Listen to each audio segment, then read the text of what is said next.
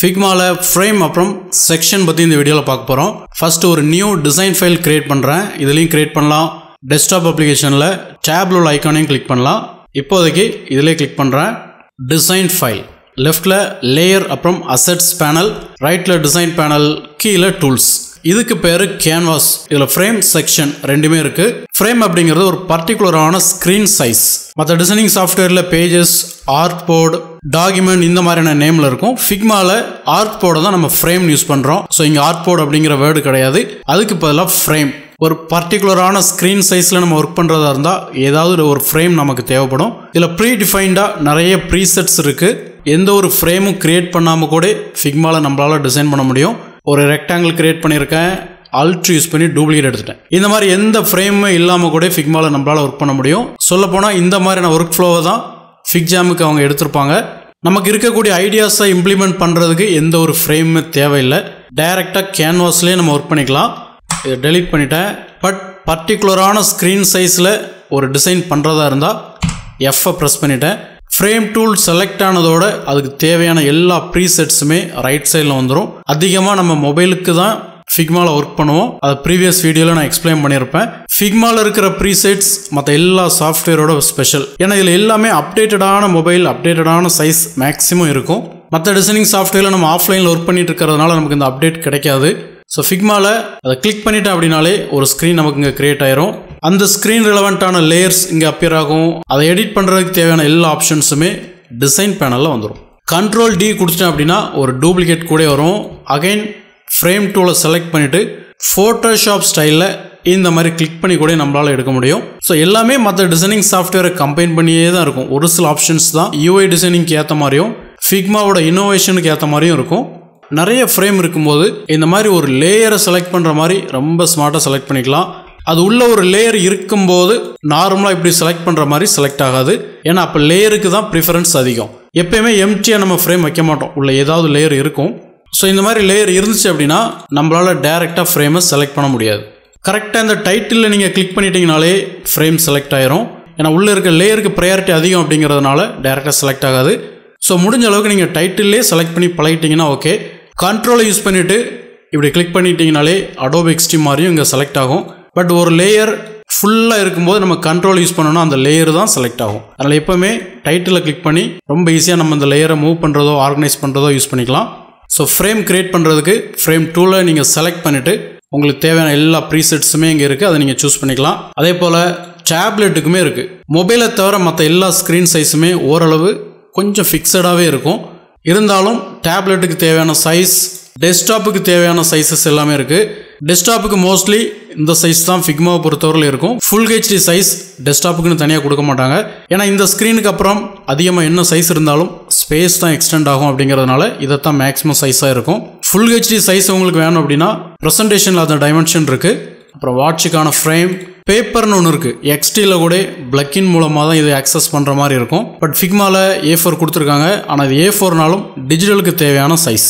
Photoshop InDesign யூஸே பண்ணல அப்படின்னா Figmaல கூட பர்டிகுலரான ஒரு சில வெப்சைட்டுக்கு தேவையான ஆன்லைன் PDF நம்ம கிரியேட் பண்ண முடியும். இதில் எக்ஸ்போர்ட் பண்ணும்போது அதிகமான ஸ்கேலில் நம்ம எக்ஸ்போர்ட் பண்ணிக்கலாம். ஸோ பேப்பருமே இருக்குது. அதனால் இதை பிரிண்டிங்க்கு நீங்கள் பிளான் பண்ண வேண்டாம். டிஜிட்டல் பேஸ்டான டிசைனுக்கு இதை யூஸ் பண்ணிக்கலாம். சோசியல் மீடியாக்கான ப்ரீசெட், கிராஃபிக் டிசைனிங் சாஃப்ட்வேரில் ஆன் டைமில் நெட்டில் எடுத்து தான் கிரியேட் பண்ணுறது வழக்கம். இந்த மாதிரி டைமென்ஷன்ஸ் Figmaல எல்லாமே இருக்கும். ஆல்மோஸ்ட் அப்டேட்டடாகவே இருக்கும். ஸோ இங்கேருந்தே யூஸ் பண்ணிக்கலாம். Figma கம்யூனிட்டிக்கு தேவையான ப்ரீசெட்ஸ், அர்ச்சிவ்னு ஒன்று இருக்குது. இதில் பழைய ஸ்க்ரீன் சைஸ் எல்லாமே இருக்கும். இப்போ ஒரு ஃப்ரேமை செலக்ட் பண்ணிவிட்டு அதோட கலர் கூட நம்ம சேஞ்ச் பண்ணலாம் டிசைன் பேனலில். இதெல்லாம் ரொம்ப ஸ்பெஷலான ஒரு ஆப்ஷன். ஸ்கேல் பண்ணுறது ரொம்ப ஈஸி. ஒரு ரெக்டாங்கிளை ஸ்கேல் பண்ணுற மாதிரி பண்ணிக்கலாம். அதில் சைஸ் பர்டிகுலராக வேணும்னா இங்கே நம்ம கொடுக்கலாம். ரொம்ப ஸ்மார்ட்டாக இந்த மாதிரி எங்கே வேணுமோ மூவ் பண்ணிக்கலாம். இதை செலக்ட் பண்ணிவிட்டு டெலீட் கூட பண்ணலாம். டெலீட் பண்ணிவிட்டேன். இப்படி மோர் தென் ஒன் ஃப்ரேம் இருக்கும்போது செலக்ட் பண்ணிவிட்டு ஒரு ரெக்டாங்கிள் மாதிரியே அலைன் கூட பண்ணிக்கலாம். இதை கொஞ்சம் பெருசு பண்ணுறேன். இதில் Figmaல உள்ள ஃப்ரேம் ஃபோட்டோஷாப் மாதிரியும் இருக்கும், இல்லஸ்ட்ரேட்டர் மாதிரியும் இருக்கும். சொல்லப்போனால் அதோட காப்பி தான். ஆனாலும் Figmaவோட ஸ்டைலை இப்போ இருக்கிற இல்லஸ்ட்ரேட்டரில் காப்பி பண்ணியிருப்பாங்க. ஃபார் எக்ஸாம்பிள் இப்போ இந்த லேயர் அப்படியே எக்ஸ்டெண்ட் ஆகிருக்கு. ஃபோட்டோஷாப்பில் எக்ஸ்டெண்ட் ஆகிருக்கிற எல்லா லேயருமே ஹைட் ஆகிருக்கும். இல்லஸ்ட்ரேட்டரில் எல்லாமே வெளியே விசிபிளாக தெரியும். Figmaல ஃப்ரேமை செலக்ட் பண்ணிவிட்டு கிளிப் கண்டென்ட்ங்கிறத கிளிக் பண்ணிட்டீங்கன்னா இல்லஸ்ட்ரேட்டர் மாதிரி தெரியும். அதை கிளிக் பண்ணிட்டீங்கன்னா ஃபோட்டோஷாப் மாதிரி தெரியும். இதை டிக் எடுக்கிறேன். நம்ம கிரியேட் பண்ணிக்கிற டிசைன் என்ன மாதிரியான டிசைன், அது எவ்வளோ எக்ஸ்டெண்ட் ஆகிருக்கு, அது தேவையா இல்லை அப்படிங்கிறத அந்த ஆப்ஷனை நீங்கள் டிக் எடுத்தீங்க அப்படின்னாலே பார்த்துடலாம். ஸோ ஃபோட்டோஷாப் மாதிரியும் இருக்கும், இல்லஸ்ட்ரேட்டர் மாதிரியும் இருக்கும். இதை டெலீட் பண்ணிட்டேன். அதே போல் ஃப்ரேமில் கலர் கூட நம்ம சேஞ்ச் பண்ணிக்கலாம். இதுக்குன்னு ஒரு தனியாக பேக்ரவுண்ட் லேயர் வைக்கணும்னு அவசியம் இல்லை. என்ன கலர் வேணுமோ சேஞ்ச் பண்ணிக்கலாம். ஒரு லைட் ப்ளூ இருக்கட்டும். அதே மாதிரி கேன்வாஸோட கலருமே நம்மளால் சேஞ்ச் பண்ண முடியும். இந்த மாதிரி ஒயிட் வச்சுட்டேன். ஸோ இப்படி பண்ணும்போது ஒரு ஸ்ட்ரோக் ஆட் பண்ணால் ஸ்ட்ரோக் ஆட் பண்ணிக்கலாம். எஃபெக்ட் இருக்குது, அதாவது ட்ராப் ஷேடோ. இந்த மாதிரி ஒரு ஃப்ரேமை எப்படி டெக்கரேட் பண்ணணுமோ பண்ணிக்கலாம். பேக்ரவுண்டை ஒயிட் வச்சிட்டோம் அப்படின்னா ஒரு ஃபிக்ஜாம் மாதிரியும் ஃபிக்மாவை நம்மளால் யூஸ் பண்ண முடியும். ஏன்னா ஒவ்வொரு ஃப்ரேமுக்கும் நம்ம drop shadow, fill colour, stroke எல்லாம் அப்ளை பண்ணிவிட்டு பேக்ரவுண்டில் ஒயிட் வச்சு தனித்தனியாக செப்பரேட்டாக ஏதாவது ப்ரெசன்டேஷன் கூட நம்மளால் யூஸ் பண்ண முடியும். கார்னர் ரேடியஸ் கூட ஃபிக்மாவில் நம்ம ஆட் பண்ண முடியும். இந்த மாதிரி கார்னர் ரேடியஸ் வச்சு ஷேடோ வச்சு நம்ம எக்ஸ்போர்ட் பண்ணும்போது ஷேடோவோடய எக்ஸ்போர்ட் ஆயிரும். அதுக்கான எக்ஸ்போர்ட் ஆப்ஷனும் இருக்குது. டிசைன் பண்ணலாம், நான் எக்ஸ்பிளைன் பண்ணுறேன். எந்த ஒரு சைஸுக்கு நீங்கள் ஒர்க் பண்ணல அப்படின்னா கேன்வாஸ்லேயே நீங்கள் ஒர்க் பண்ணிக்கலாம். பர்டிகுலரான ஸ்க்ரீன் சைஸில் ஒர்க் பண்ணுறீங்கன்னா ஃப்ரேம் டூல் எடுத்து அது ரெலவெண்ட்டான ஸ்க்ரீன் சைஸ் ஓப்பன் பண்ணி அதில் கூட நீங்கள் ஒர்க் பண்ணலாம். இந்த மாதிரி கேன்வாஸில் நம்ம ஏதாவது டிசைன் பண்ணிவிட்டு ஃப்ரேம் டூல் எடுத்து இந்த மாதிரி கிரியேட் பண்ணோம் அப்படின்னா அதுக்கு தேவையான அளவு ஒரு ஃப்ரேம் கிரியேட் ஆயிரும். அதுக்கு கலர் கூட சேஞ்ச் பண்ணி வச்சுக்கலாம். கொஞ்சம் அண்டு கொடுத்துட்டேன், அகைன் கிரியேட் பண்ணிக்கிறேன். இதில் கலர் சேஞ்ச் பண்ணுறேன். இப்படி நம்ம வெவ்வேறு லொக்கேஷனில் வைக்கும்போது கூட கீபோர்டில் என்ன ப்ரெஸ் பண்ணோம் அப்படின்னா ஒவ்வொரு ஸ்க்ரீனும் ஃபிட் ஆன் ஸ்க்ரீனில் நமக்கு தெரியும். இதை டெலீட் பண்ணிட்டேன், இதையும் டெலீட் பண்ணிட்டேன். இது உள்ள இவ்வளோ லேயர்ஸ் இருக்குது. இப்போ டேப் கொடுத்தேன் அப்படின்னா இந்த மாதிரி அந்த ஃப்ரேம் செலக்ட் ஆகும். என்டர் கொடுத்தேன் அப்படின்னா எக்ஸ்ப்ளோர் ஆகிட்டு உள்ள இருக்க லேயர்ஸ் எல்லாமே செலக்ட் ஆகும். ஷிஃப்ட் என்டர் கொடுத்தேன் அப்படின்னா பழையபடி ஃப்ரேம் உள்ள இருக்க லேயர்ஸ் எல்லாமே செலக்ட் ஆகும். இதெல்லாம் நிறைய லேயர்ஸ் வச்சு ஒர்க் பண்ணும்போது கொஞ்சம் ஈஸியாக ஸ்மார்ட்டாக ஹேண்டில் பண்ணுறதுக்கு ரொம்ப ஹெல்ப்ஃபுல்லாக இருக்கும். ஒரு ஃப்ரேமை இன்னொரு ஃப்ரேமுக்குள்ளே கூட வச்சு அதை ஒரு டிசைன் எலமெண்ட்டாகவே யூஸ் பண்ண முடியும். இந்த மாதிரி நெஸ்டட் ஃப்ரேம் அதுக்கு நேம். அதுமே ஒரு ரெக்டாங்கிள் மாதிரியே ஒரு சின்ன குரூப் மாதிரியே தான் ஒர்க் பண்ணும். மொபைலுக்கு நம்ம பண்ணுற யூஐ டிசைனை ஒரு டெஸ்க்டாப் டிசைன் பண்ணும்போது அந்த ஸ்க்ரீன்ஷாட்டை வச்சு வெப்சைட் டெவலப் பண்ணும்போது ரொம்ப எஃபிஷியண்டாக இதை நம்ம யூஸ் பண்ணிக்கலாம். இதுக்கு பேர் டாப் லெவல் ஃப்ரேம், இதுக்கு பேர் நெஸ்டட் ஃப்ரேம். இந்த லேயர் எல்லாமே சில்ட்ரன் அப்படிங்கிற மாதிரி நம்ம மீன் பண்ணிக்கலாம். இதை டெலீட் பண்ணிட்டேன். இப்போ இந்த லேயர் அப்படியே கொஞ்சம் பெருசு பண்ணுறேன். இதுக்கு கலர் கூட கொஞ்சம் சேஞ்ச் பண்ணிக்கிறேன். இதை லைட்டாக மூவ் பண்ணிட்டோம் அப்படின்னாலே இந்த ஃப்ரேம் மட்டும் இந்த லேயர் வெளியே வந்துடும். அகைன் இது அப்படியே சின்னது பண்ணுறேன். இப்போ அப்பியரன்ஸ் வைஸ் நமக்கு பார்க்கும்போது ஃப்ரேம் உள்ள இருக்கிற மாதிரியே இருக்குது. ஆனால் ஃப்ரேமை நம்ம மூவ் பண்ணும்போது அது அங்கேயே தான் இருக்கும். இது ரொம்ப ஸ்மார்ட்டாக நம்ம ஹேண்டில் பண்ணிட்டு இருக்கும்போது கூட சடனாக ஒரு லேயர் வெளியே வரது கூட வாய்ப்பு இருக்குது. ஸோ இது நீங்கள் அப்படியே ஃபோட்டோஷாப்பில் யூஸ் பண்ணுற மாதிரி இந்த மாதிரி ட்ராக் அண்ட் ட்ராப் பண்ணலாம். இல்லை அப்படின்னா நம்ம இப்படி மூவ் பண்ணும்போதே அந்த லேயர் ஃப்ரேம் உள்ளே வந்துடும். ஸோ லேயரில் இருக்கிற ஃப்ரேமை கொஞ்சம் கேர்ஃபுல்லாக ஹேண்டில் பண்ணணும். இந்த மாதிரி சைல்டாக உள்ளே இருக்கும்போது தான் கரெக்டாக நம்ம மூவ் பண்ணும்போது எல்லாமே சேர்ந்து அப்படி செட்டாக மூவ் ஆகும். டெலீட் பண்ணிவிட்டேன். ஃப்ரேம் டூல் எடுத்துகிட்டு டெஸ்க்டாப் ஓப்பன் பண்ணுறேன். இந்த ஃப்ரேமை பேஸ் பண்ணி ஒரு சில ஆப்ஷன்ஸ் இருக்கும். எக்ஸாம்பிளுக்கு கன்ஸ்ட்ரைன், ரூலர்லாம் இருக்கும். ஷிஃப்ட் ஆர் கொடுத்துட்டேன் அப்படின்னா ரூலர் வரும். இந்த ரூலர் கான்செப்ட் ஃபோட்டோஷாப், இல்லஸ்ட்ரேட்டர்லேயே நான் எக்ஸ்பிளைன் பண்ணியிருப்பேன். இதை நீங்கள் யூஸே பண்ண வேண்டாம் அப்படின்னு. ஏன்னா 20 இயர்ஸுக்கு முன்னாடி கொஞ்சம் ஸ்மார்ட்டான அலைன்மெண்ட் மெத்தட் கிடையாது. அதனால் ரூலர் யூஸ் பண்ணிகிட்டு இருந்தாங்க. பட் ரூலரே யூஸ் பண்ணலன்னு தெரிஞ்சும் இதை கொடுக்குறாங்க அப்படின்னா டிசைனிங் சாஃப்ட்வேரில் இது ஒரு ஃபார்முலான ஆப்ஷன் அதனால் இருக்குது. ஸோ எந்த சுச்சுவேஷன்லேயும் ரூலர் அதில் இருக்கிற கைட்லைன் யூஸ் பண்ணுறதுக்கான அவசியமே கிடையாது. ஃபோட்டோஷாப், இல்லஸ்ட்ரேட்டர்லேயே இதுக்கான அவசியம் இல்லாமல் போயிடுச்சு. அதுக்கான ரீசன் இதுதான். இதை நம்ம அலைன் பண்ணும்போது ஸ்மார்ட் கைட் அப்படிங்கிற ஒரு கான்செப்ட் மூலமாக ரொம்ப ஈஸியாக நம்மளால் அலைன் பண்ண முடியும். அது நீங்கள் சென்டரில் வச்சாலும் சரி, பாட்டமுக்கு எடுத்தாலும் சரி, டாப்புக்கு எடுத்தாலும் சரி. முன்னாடி இந்த ஆப்ஷன் கிடையாது. அதனால் இப்படி ரூலர் எடுத்து வச்சு தான் அலைன் பண்ணிட்டு இருந்தாங்க. ஸோ இப்போ ஸ்மார்ட்டான ஆப்ஷன் இருக்கிறதுனால அது தேவையில்லை. ஸோ ஃபோட்டோஷாப், இல்லஸ்ட்ரேட்டர்லேயே இது தேவையில்லை.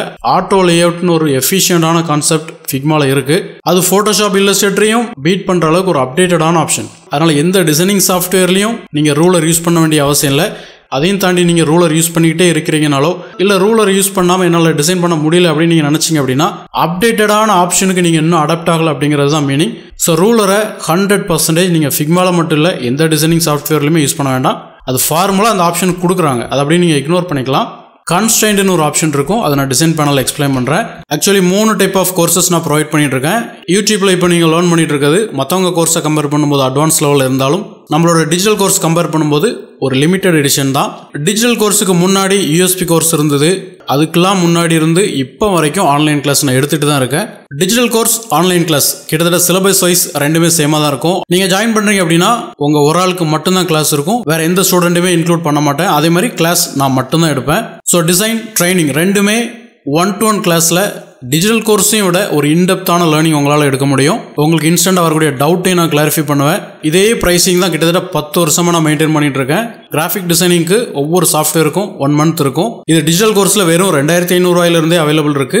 ஸோ இந்த ப்ரைஸ் உங்களுக்கு அதிகமாக இருந்தால் நீங்கள் அதையே சூஸ் பண்ணிக்கலாம். அதை படிக்க முடியாதவங்களுக்கு தான் யூஎஸ்பி கோர்ஸ் கொண்டு வந்தேன். அதுக்கப்புறம் டிஜிட்டல் கோர்ஸ் இப்போ ரன்னிங்கில் இருக்கு. ஆனால் ஆன்லைன் கிளாஸுக்கும் டிஜிட்டல் கோர்ஸுக்கும் நிறைய டிஃபரன்ஸ் இருக்கு. இது டைரெக்டாக உங்களுக்கு ஜூம், ஸ்கைப், எனிடெஸ்க் ஏதாவது ஒரு அப்ளிகேஷன் மூலமாக கிளாஸ் எடுப்பேன். எல்லா சாஃப்ட்வேர்ஸுமே மாஸ்டரிங் லெவலில் நீங்கள் லேர்ன் பண்ணுற மாதிரி இருக்கும். ஃபிக்மாலாம் பார்த்தீங்கன்னா 100% லேர்ன் பண்ணுவீங்க. ஏன்னா புது அப்ளிகேஷன் அப்படிங்கிறதுனால அதில் இருக்கிற எல்லா ஆப்ஷன்ஸுமே ப்ரோ பிளானில் உள்ள ஆப்ஷன்ஸ், டிசைனிங் பேஸ்டு ட்ரைனிங் அப்படிங்கிறதுனால யூஐ கம்ப்ளீட்டாக கவர் ஆகும். கோர்ஸ் ஜாயின் பண்ணுறதுக்கு முன்னாடி நீங்கள் சொல்கிற டைமிங் தான். ஃபர்ஸ்ட் டே எந்த ஹவர் ஃபோக்கஸ் பண்ணுறோமோ அதே தான் கடைசி வரைக்கும் கண்டினியூ ஆகும். இதில் நீங்கள் ஜாயின் பண்ணுறீங்க அப்படின்னா உங்களுக்கு மட்டும்தான் கிளாஸ் எடுப்பேன். வேறு எந்த ஸ்டூடெண்ட்டுமே இதில் நான் உள்ள இன்க்ளூட் பண்ண மாட்டேன். அதனால தான் ஆன்லைன் கிளாஸுக்கு ப்ரைஸிங் கம்ப்ளீட்டாக வேறு. ஸோ இதை படிக்க முடியாதவங்களுக்கு தான் யூஎஸ்பி கோர்ஸ், அதுக்கப்புறம் அப்டேட்டடாக டிஜிட்டல் கோர்ஸ் கொண்டு வந்தேன். டிஜிட்டல் கோர்ஸ் ஒரு மினிமலான ப்ரைஸ். ஃபிக்மாலாம் 7500 ரூபாயிலிருந்தே அவைலபிள் இருக்குது. ஸோ ப்ரைஸ் உங்களுக்கு இது அதிகமாக இருந்தால் டிஜிட்டல் கோர்ஸ் நீங்கள் சூஸ் பண்ணலாம். டிஜிட்டல் கோர்ஸ்னால் என்ன, அதோட ப்ரைஸிங், அதை எப்படி பர்ச்சேஸ் பண்ணணுங்கிற டீட்டெயில் வரைக்கும் தனி பிளேலிஸ்ட்டில் இருக்குது. இந்த 2 பிளேலிஸ்ட்டுமே நீங்கள் செக் பண்ணலாம். இதில் டிஜிட்டல் கோர்ஸ், ஆன்லைன் கிளாஸ் ரெண்டுமே நீங்கள் எந்த கண்ட்ரியில் இருந்தாலும் அது ஒரு ப்ராப்ளமே இல்லை. இந்த வீடியோ நீங்கள் எப்போ பார்த்தாலும் சரி, எந்த இயரில் பார்த்தாலும் சரி, கண்டிப்பாக அந்த டைம்லையும் கிளாஸ் அவைலபிள் தான் இருக்கும். ஸோ கம்மி காஸ்ட்டில் இன்டர்நெட்டே இல்லாமல் நினச்ச நேரம் ரீகால் பண்ணணும் அப்படின்னா டிஜிட்டல் கோர்ஸ் உங்களுக்கு ஒரு பெஸ்ட்டான ஆப்ஷனாக இருக்கும்.